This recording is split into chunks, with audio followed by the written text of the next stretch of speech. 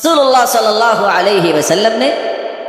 فرمایا فتنوں میں ایک دجال کا فتنہ بھی ہے، کوئی بھی ایسا پیغمبر نہیں جس نے اپنی امت کو اس فتنے سے ڈرایا نہ،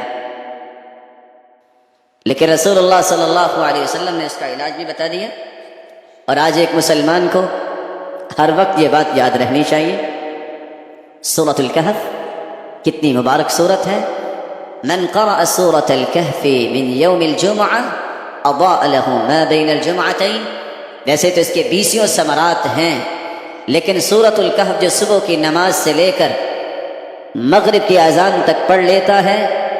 اس کو 3 بڑے انعامات سے نوازا جاتا ہے۔ جو سورۃ الکہف پڑھ لیتا ہے 8 دن تک اس کی زندگی روشنی میں چلی جاتی ہے، 10 دن کے گناہوں کو اللہ معاف کر دیتے ہیں، اور دجال کے فتنے سے اللہ رب العزت اسے محفوظ فرما لیتے ہیں۔ فاتقوا الدنیا واتقوا النساء، اس دنیا کے نشے سے بچ جانا، ولا تنس نصیبک من الدنیا، دنیا کا حصہ مت بھولیے، واحسن کما احسن اللہ الیک، جس طرح اللہ نے تم پہ احسان کیا ہے تم بھی احسان کرنے والے بنو، لیکن دنیا میں دھت نہ ہو جانا۔ یہ ایک نظام حیات ہے،